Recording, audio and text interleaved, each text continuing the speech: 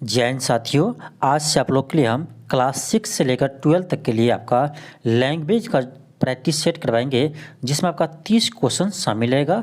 आपका जो new pattern अभी आया है उसमें आपका लैंग्वेज का 30 क्वेश्चन रहेगा, जिसमें से आपका 30 में से 10 क्वेश्चन आपका इंग्लिश का रहेगा और उसमें से 20 क्वेश्चन आपका यानी हिंदी का रहेगा।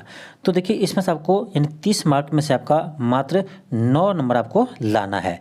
देखिए, ऐसे नहीं देखिए आपकी 9 नंबर आपको बहुत कम है, लेकिन 30 में से ही आपको 9 नंबर लाना है। तो हो सकता है आपका कि लैंग्वेज पेपर में ही आप फेल हो जाए, ऐसे भी हो सकता है, क्योंकि आप क्वेश्चन बना कर जाएंगे नहीं तो आपका एग्जाम में हो सकता है कि आपका पेपर खराब चला जाए। इसीलिए आपको कम से कम हिंदी और इंग्लिश का आपका कम से कम प्रैक्टिस सेट आपको बनाना चाहिए।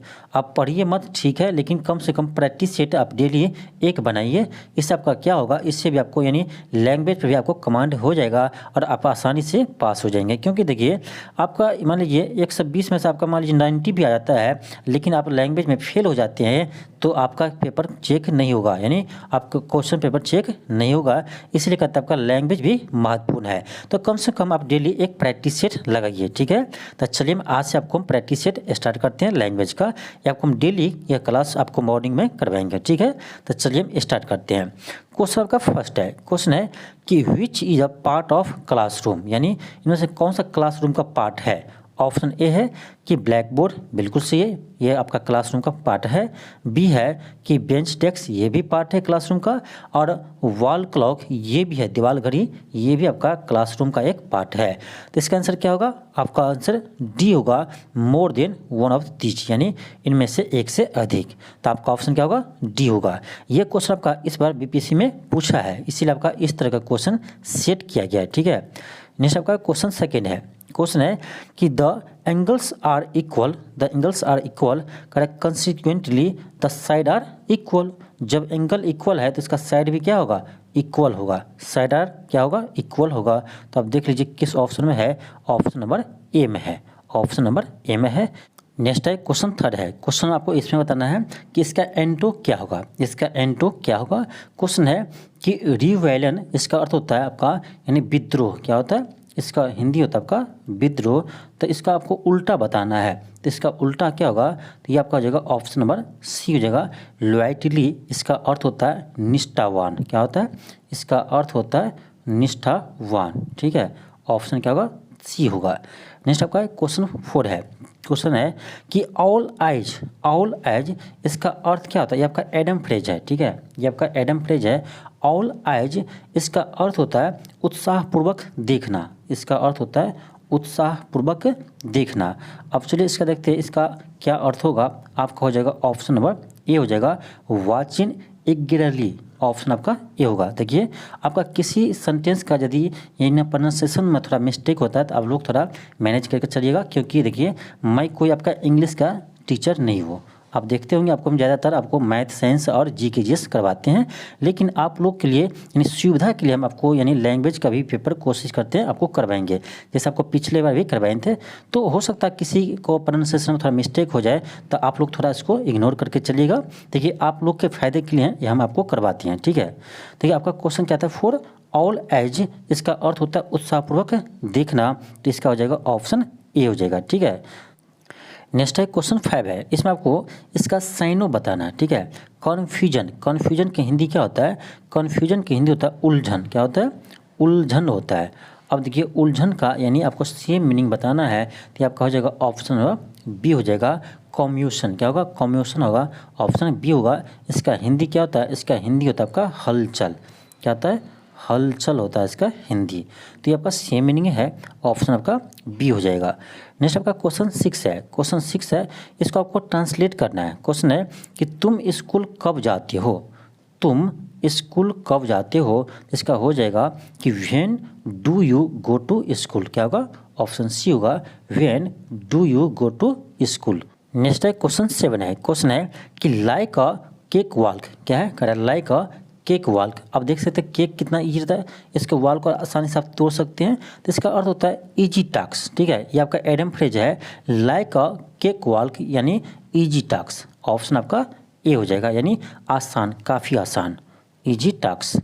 नेक्स्ट है क्वेश्चन 8 है, क्वेश्चन है कि मदर्स मदर यानी माँ का माँ कौन होगा? तो माँ का माँ नानी होते हैं, तो ये आपका हो जाएगा maternal grand mother. Option number A हो जाएगा। ये भी क्वेश्चन आपका इस बार बीपीएससी में पूछा गया था। नेक्स्ट आपका क्वेश्चन 9 है। तो ये देखिए आपका यहाँ तो आपका 8 ही क्वेश्चन आपका इंग्लिश से दिया है, लेकिन आपको यहाँ हालांकि आपका होना चाहिए 10 क्वेश्चन। इसमें आपका 10 क्वेश्चन होना चाहिए आपका इंग्लिश से, कोई बात नहीं। देखिए आपका क्वेश्चन आपका 9 है। क्वेश्चन आपका 9 है। क्वेश्चन है कि मत्सर शब्द का तद्भव रूप क्या होगा? मत्सर शब्द का तद्भव रूप क्या होगा? तो ये आपका हो जाएगा मच्छर। क्या होगा? मच्छर हो जाएगा। याद रखिएगा, मत्सर का तद्भव मच्छर हो जाएगा। ऑप्शन ए होगा। नेक्स्ट आपका क्वेश्चन 10 है। क्वेश्चन है कि प्रादेशिक शब्द में कौन सा प्रत्यय है? देखिए प्रादेशिक प्रत्यय क्या होता है? जो बाद में लगता है। तो प्रादेशिक में इक प्रत्यय है, यानी प्रादेशिक में इक प्रत्यय है। देखिए आपका इक किसी ऑप्शन में है, तो ऑप्शन बी में तो है, लेकिन ई देखिए आपका कौन है?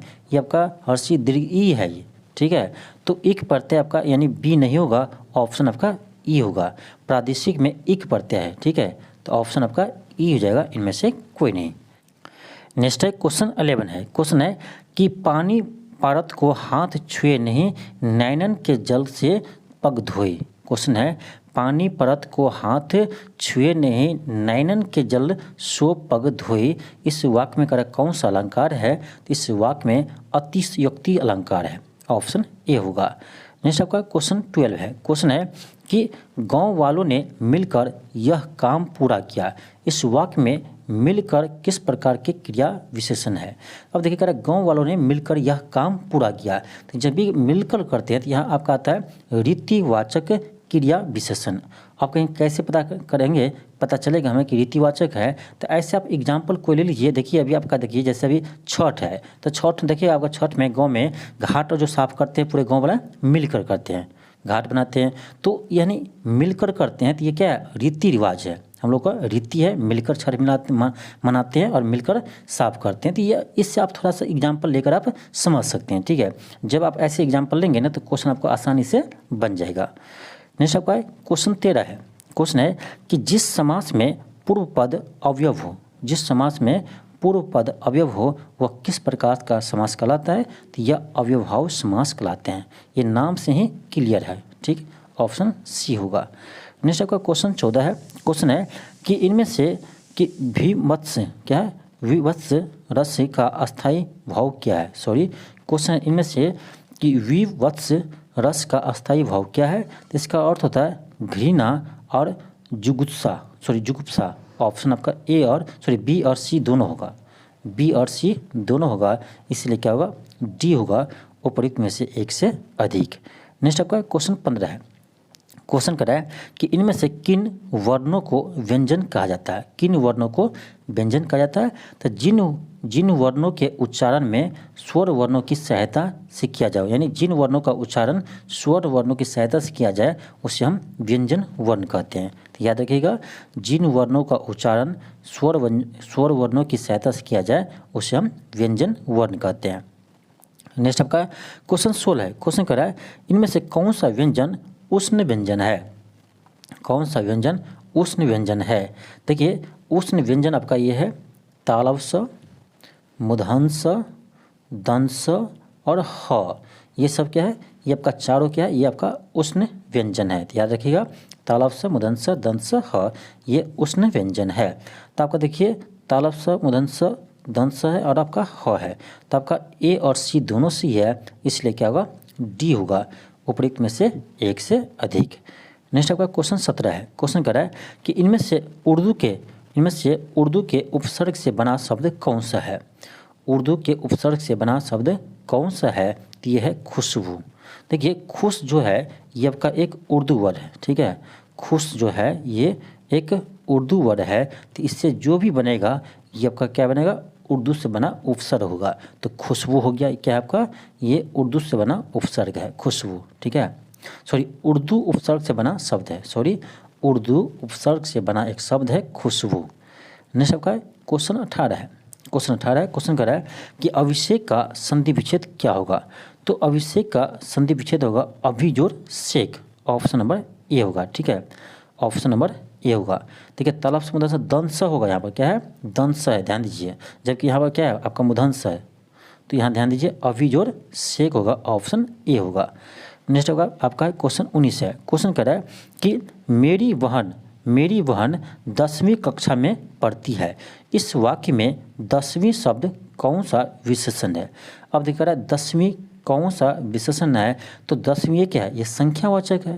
तो सिंपल है आपका क्या होगा, ऑप्शन नंबर सी होगा, संख्यावाचक। तो ये आपका आसान क्वेश्चन होता है, आप देख कर बता सकते हैं ये कौन सा विशेषण है। ठीक है, तो यहाँ लिखा है 10वीं, तो ये आपका नंबर बता रहा है, ये क्या है, संख्यावाचक है। नेक्स्ट आपका क्वेश्चन 20 है। क्वेश्चन कह रहा है कि नाक दबाने से मुंह खुलता है। नाक दबाने से मुंह खुलता है, इस मुहावरे का अर्थ क्या है। तो इसका अर्थ होता है कि कठोरता से कार्य सिद्ध होता है। कठोरता से कार्य सिद्ध होता है, ऑप्शन बी होगा। ये भी क्वेश्चन आपका इस बार बीपीएससी एग्जाम में पूछा गया था। नेक्स्ट आपका क्वेश्चन 21 है। क्वेश्चन कह रहा है कि जो पढ़ा न गया हो, जो पढ़ा न गया हो उसे अपठित कहते हैं। अब गलती से अपठनीय मत मार दीजिएगा, क्योंकि अपठनीय किसे कहते हैं, तो अपठनीय कहते हैं जो पढ़ा न जा सके। ठीक है, जो पढ़ा न जा सके, तो इस दोनों में अंतर है। जिसको हम पढ़ ही नहीं सकते हैं उसको बोलते हैं अपठनीय, और जो पढ़ा न गया हो उसे कहते हैं अपठित। तो दोनों में अंतर है, आप ध्यान रखिएगा, नहीं तो आपका आसान क्वेश्चन गलती हो जाए, यानी गलत हो जाएगा। ठीक है, आसान क्वेश्चन आपका गलत हो जाएगा, इसलिए आप ध्यान देंगे। क्वेश्चन 22 है। क्वेश्चन है कि आज मुझे थोड़ी सी फुर्सत मिली है। आज मुझे थोड़ी सी फुर्सत मिली है, कर इस वाक्य में थोड़ी सी क्या है, तो थोड़ी सी क्या है, ये आपका परिणामवाचक है, यानी आपका ये परिणामवाचक विशेषण है। नेक्स्ट आपका क्वेश्चन 23 है। क्वेश्चन है कि इनमें से स्त्रीलिंग शब्द कौन सा है, तो रचना। रचना क्या है, ये आपका एक स्त्रीलिंग शब्द है, ऑप्शन ए होगा। नेक्स्ट आपका क्वेश्चन 24 है। क्वेश्चन कर रहा है कि भ्रमर, भ्रमर शब्द का तद्भव रूप कौन सा होगा। भ्रमर शब्द का तद्भव रूप कौन सा होगा, ये आपका जगह भौरा, ऑप्शन नंबर ए होगा। नेक्स्ट है क्वेश्चन 25 है। क्वेश्चन है इस करुणा कलित हृदय में अब विकल रागनी बजती। इन वाक्यों में यानी इन पंक्तियों में कौन सा अलंकार है, तो इन पंक्ति में अनुप्रयास अलंकार है, ऑप्शन ए होगा। चलिए आगे बढ़ते हैं। अब देखिए क्वेश्चन आपका 26 से लेकर 30 तक आपका ये पैसेज है। अब क्या करना, आपको पैसेज को पढ़ना है और इसका जवाब देना है। ठीक है, यानी क्वेश्चन का आंसर आपको बताना है। लेकिन देखिए आपको हम जो तरीका बताने जा रहे हैं इसको आप फॉलो कीजिएगा। कभी भी पहले आप पैसेज मत पढ़िएगा। ठीक है, जब भी आपका पैसेज से क्वेश्चन आए तो कभी भी आप पहले पैसेज मत पढ़िएगा, पहले आप क्वेश्चन पढ़िएगा। अब कहेगा सर ये कौन सा तरीका है, ये बहुत आसान तरीका है जिससे आप क्वेश्चन को हल कर सकते हैं कम समय में। ठीक है, तो पहले आप पैसेज नहीं पढ़िएगा, पहले क्या पढ़ेंगे आप, पहले आप क्वेश्चन पढ़ेंगे। चलिए फर्स्ट क्वेश्चन इसका पढ़ते हैं। अब देखिए क्वेश्चन क्या है, क्वेश्चन 26 है कि प्रेमचंद्र अपने साहित्य में स्व की अभिव्यक्ति करते हैं किसके माध्यम से। स्व की अभिव्यक्ति करते हैं किसके माध्यम से। ठीक, अब चलिए अब देखिए आप क्या कीजिए, इस पैसेज पर एक बार यानी नज़र घुराइए। ठीक है, इस पैसेज पर आप नज़र घुराइए। अब देखिए इसमें कहाँ पर ऐसा शब्द यूज हुआ है, ऐसा शब्द कहाँ पर यूज हुआ है इस आपको पता चल जाएगा। अब देखिए इस पंक्ति में यहाँ देखिए प्रेमचंद्र के प्रत्येक पात्र पर उसके व्यक्तित्व या आचरण की छाप है। अब देखिए यहीं से इसका आंसर निकल जाता है, प्रेमचंद्र के प्रत्येक पात्र पर उसके व्यक्तित्व या आचरण की छाप है, यानी प्रेमचंद्र। अब देखिए इसका आंसर चलिए देखते हैं क्या होगा। चलिए ऑप्शन देखेंगे तो और आपका आसान हो जाएगा। अब देखिए ऑप्शन इसमें है पात्रों के माध्यम से। क्वेश्चन यहाँ का भी रहा है कि प्रेमचंद्र अपने साहित्य में स्व की अभिव्यक्ति कहाँ से करते हैं, तो पात्रों के माध्यम से, ऑप्शन ये हो जाएगा। क्योंकि देखिए आपका पैसेज में भी इस टर्म को यहाँ पर यूज किया है, इस पैसेज में इस टर्म को यूज किया है, तो आप कह सकते हैं कि वह पात्रों के माध्यम से अभिव्यक्ति को दर्शाते थे। ठीक है, चलिए आगे देखते हैं। आपका क्वेश्चन जो आपका है, क्वेश्चन आपका है नेक्स्ट क्वेश्चन 27 है। क्वेश्चन कर रहा है कि आलोचकों द्वारा प्रेमचंद्र की कौन सी शक्ति अनचिन्ह रह गई, अनचिन्हित रह गई। अब देखिए क्या कर रहा है, आलोचकों द्वारा प्रेमचंद्र की कौन सी शक्ति अनचिन्हित रह गई, यानी उसको वो पहचान नहीं पाए हैं। ठीक है, अब चलिए क्वेश्चन पढ़ लिए। चलिए ऑप्शन देखिए, सॉरी पैसेज देखिए। पैसेज में देखिए ये शब्द कहाँ लिखा गया है। अब यहाँ देखिए क्या लिखा गया है कि प्रेमचंद जो बहुत बड़ी शक्ति है वो अधिकांश आलोचकों ने पहचानी ही नहीं है, वह है आचरण की भूमि। यहाँ देखिए आपका साफ साफ दिया गया है कि प्रेमचंद की वह सबसे बड़ी शक्ति थी जिसे आलोचकों ने उसको पहचान ही नहीं कर पाया था, वह क्या है, तो वह है आचरण की भूमि। तो यही आपका आंसर मिल गया।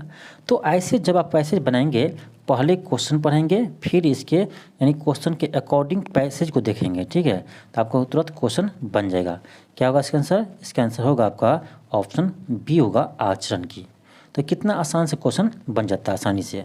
तो आप यही करेंगे, पहले क्वेश्चन पढ़िए फिर आप पैसेज को देखिए, ठीक है। अब देखिए क्वेश्चन 28 है। क्वेश्चन है कि प्रेमचंद्र का कला विषयक सिद्धांत था। प्रेमचंद्र का कला विषयक सिद्धांत था। अब चलिए हम ऑप्शन देखते हैं, फिर ऑप्शन कहते हैं, चलिए हम पैसेज देखते हैं, ठीक है। पैसेज में देखते हैं इस शब्द को कहाँ पर यूज किया गया है। पैसेज में देखिए इस शब्द को कहाँ यूज किया है। क्वेश्चन क्या था? क्वेश्चन था कि प्रेमचंद्र का कला विषयक सिद्धांत था। प्रेमचंद्र का कला विषयक सिद्धांत था।